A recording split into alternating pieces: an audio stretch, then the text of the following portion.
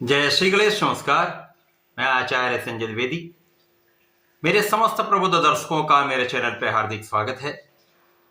प्रिय दर्शकों, आज मैं सूर्यदेव के राशि परिवर्तन प्रभाव को लेकर आपके सम्मुख उपस्थित हूं। सूर्यदेव 14 मार्च को अपनी राशि का परिवर्तन करेंगे तथा वर्तमान कुंभ राशि को छोड़कर देवगुरु बृहस्पति की मीन राशि में प्रवेश करेंगे। अब ये एक अनुकूल परिवर्तन है क्योंकि देवगुरु बृहस्पति तथा सूर्यदेव का आपसी संबंध अति मित्र का है। गुरु और राजा का संबंध है, जिसके कारण ये अत्यंत महत्वपूर्ण राशि परिवर्तन है। इसी प्रकार से जब सूर्यदेव राशि परिवर्तन करके मीन राशि में जाएंगे, वहां पर शुक्राचार्य होंगे, वहां पर बुध भी होंगे, जिसके कारण सूर्य और बुध का बुधादित्य योग बनेगा, रवि शुक्र योग बनेगा। परंतु यहां पर राहु का भी गोचर चल रहा है, जिसके कारण सूर्यदेव पर ग्रहण लगने वाला है। अब राजा पर जब ग्रहण लगेगा तो निश्चित रूप से समस्त राशि के जातकों पर तथा संपूर्ण जगत पर इसका कुछ प्रभाव तो निश्चित रूप से प्राप्त होने वाला है। आज मैं कर्क राशि के लिए सूर्यदेव के राशि परिवर्तन का, इन चतुर्ग्रही योग से मिलने वाले परिणामों का क्या प्रभाव प्राप्त होने वाला है, किन किन भावों में वृद्धि होगी, अथवा कहीं पर कोई समस्या या अवरोध है तो उसका क्या निराकरण है, संपूर्ण विश्लेषण मैं पूर्ण तर्क के साथ करने जा रहा हूं। प्रिय दर्शकों, इस राशिफल को आप अपने लग्न तथा राशि दोनों के अनुसार देख सकते हैं।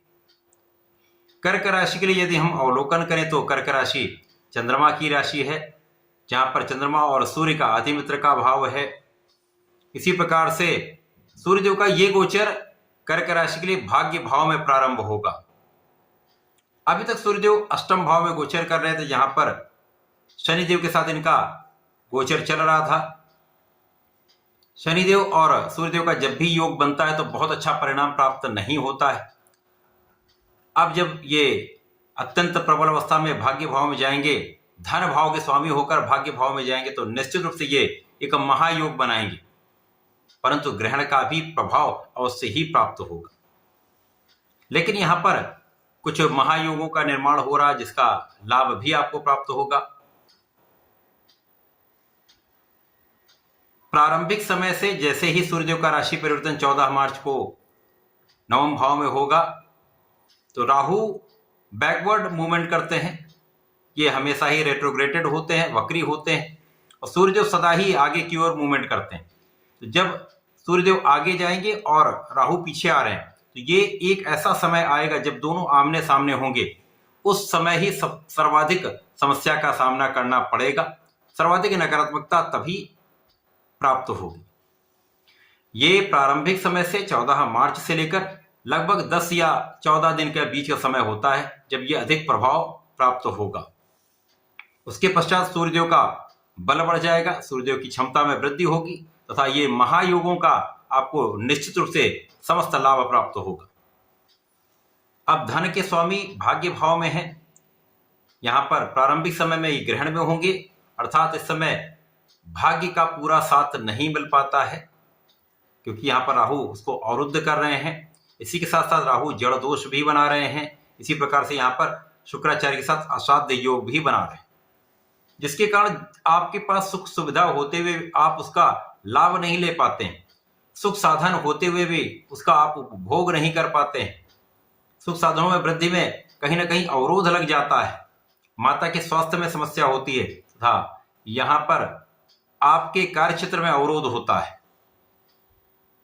जैसे ही सूर्य का परिवर्तन होगा, इन समस्त चीजों में कमी होगी, पूर्ण लाभ नहीं मिलेगा। परंतु जैसे ही सूर्यदेव राहु को पार कर जाएंगे तो सूर्य का प्रभाव बढ़ने लगेगा और निश्चित रूप से आप समस्त भाव की प्रबलता प्राप्त करेंगे। अभी तक शनि का जो प्रभाव अष्टम भाव में था, जिसके कारण आपके कार्य क्षेत्र में समस्या चल रही थी। शनि सूर्य के कारण अस्त हैं। सूर्यदेव के प्रभाव के कारण जब शनि का प्रभाव अस्त हो जाए तो आपके कष्ट भी यहां पर कम होंगे, कार्य क्षेत्र की समस्याएं भी आपकी कम होंगी तथा यहां पर सूर्यदेव पर लंबे समय के लिए राहु भी ग्रहण नहीं लगा सकता। तो सूर्यदेव का प्रभाव एक राजा का प्रभाव है, आत्मबल के कारक हैं, पिता के कारक हैं, शासन प्रशासन प्रशासनिक सेवाओं के कारक सूर्यदेव हैं। तो इन सभी क्षेत्रों में प्रभाव तो निश्चित रूप से प्राप्त होगा। प्रारंभिक समय में ये धीमी गति से होगा, उसके पश्चात सूर्यदेव संपूर्ण रूप से आपको लाभान्वित करेंगे। सर्वप्रथम तो बुध की नकारात्मकता यहां समाप्त होगी, बुधादित्य योग बन जाएगा। भाग्य भाव का बुधादित्य योग जो आपके परिश्रम में समस्या आ रही थी, आपका परिश्रम बढ़ाएंगे। आपका जब परिश्रम बढ़ेगा और भाग्य का साथ भी मिलने लगेगा तो समस्याएं कम होने लगेंगी, कार्यक्षेत्र के अवरोध दूर होने लगेंगे। कार्यक्षेत्र में जो डिले हो रहा था, देरी हो रही थी, वो समस्याएं यहां पर समाप्त होने लगेंगी। इसी प्रकार से शनिदेव के अस्त होने के कारण कार्यक्षेत्र का अवरोध दूर हो जाएगा तथा शुक्र और सूर्य का रवि शुक्र योग आपके सुख साधनों में जो समस्या आ रही थी उनको दूर करने वाला होगा। कुल मिलाकर सूर्यदेव का प्रभाव यहां पर आपके लिए अत्यंत सकारात्मक प्रभाव देने वाला है।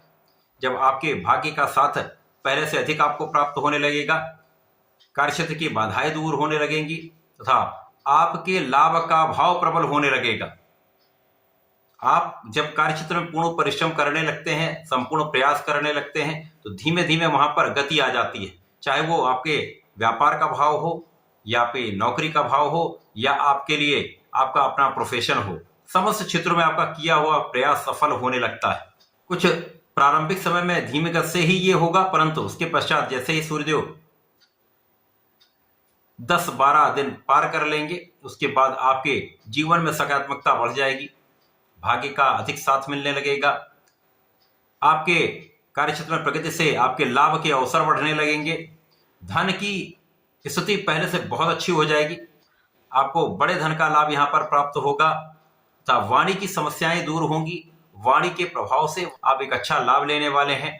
परिवार का भी संपूर्ण सहयोग मिलेगा, पारिवारिक भाव में भी यहां पर वृद्धि होगी। राहु के साथ जब सूर्यदेव का प्रभाव होता तो कहीं ना कहीं आपको बहुत बड़ा ये राजनीतिज्ञ बना देते हैं, आपको कूटनीतिज्ञ बना देते हैं, अर्थात आपकी बुद्धि का बल श्रेष्ठ हो जाता है, क्योंकि यहाँ पर बुधादित्य योग भी बना हुआ। तो जब इस प्रकार का योग बनता है तो इसमें आप सर्वश्रेष्ठ लाभ ले पाते हैं। लेकिन कब ले पाएंगे? जब आप शांत मन से सोच विचार कर कोई भी कार्य करेंगे।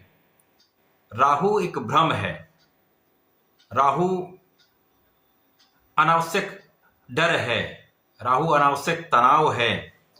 यदि इस समय में कोई भी कार्य आप करते हैं उसमें आप सोच विचार कर लेते हैं, सलाह ले लेते हैं, संपूर्ण रूप से अपने आत्मबल का उपयोग करते हैं, तो यहां आप अपने कार्य में बहुत अच्छा लाभ लेते हैं, क्योंकि राहु भी आपके कार्यक्षेत्र को आगे बढ़ाने वाला एक मार्ग दे देता है, उत्प्रेरक की तरह कार्य करता है, आपको बहुत आगे बढ़ाने वाला ये योग बना देते हैं।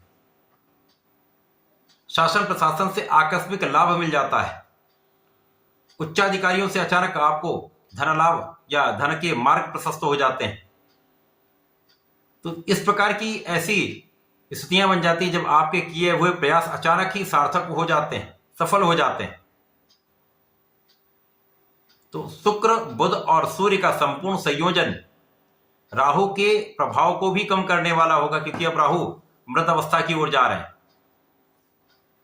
सूर्य बलवान होंगे तो बुधादित्य योग का संपूर्ण लाभ आपको मिलेगा, जो शासन प्रशासन से, प्रशासनिक सेवाओं से, सरकारी तंत्र से, राजतंत्र से, सरकार से, राजनीति से एक बड़ा लाभ आपको मिलने वाला है, एक अच्छा सहयोग आपको प्राप्त होने वाला है। इसी प्रकार से समय में आपके सुख साधन बढ़ने का पूर्ण योग बनेगा। लेकिन जो भी आप कार्य करें विचार करके करें। सुख साधन यदि आपको लेने हैं तो वहां पर भी पूर्ण रूप से सलाह लेकर, विचार विमर्श करके, मनन करके ही कार्य करें। इस समय यदि आप धर्म के मार्ग पर चलते हैं, पूर्ण रूप से न्यायोचित रहते हैं, तो कहीं पर कोई बड़ी समस्या नहीं हो। अब कर्क राशि चंद्रमा की राशि, जिसके कारण मन का विचलन होता रहता है, यहां पर आपको सूर्यदेव को जल देना चाहिए। भगवान भोलेनाथ पर जलार्चन करके प्रत्येक रविवार और सोमवार को आप लाल चंदन का अर्पण करें, नमः शिवाय मंत्र का जप करते रहें, श्रेष्ठ लाभ आपको प्राप्त होगा। इसी प्रकार से इस समय में यदि आप प्रत्येक मंगलवार को हनुमानाष्टक और बजरंग बाण का पाठ कर लेते हैं तो विशेष लाभ आपको प्राप्त होगा। समस्त अवरोध समस्याएं दूर होंगी, आपका आत्मबल प्रबल हो जाएगा, समस्याएं दूर होंगी, संकट दूर होंगे, आप लाभ प्राप्त कर पाएंगे। तो ऐसा करके समय का उपयोग करें, लाभ लें। धन्यवाद, नमस्कार।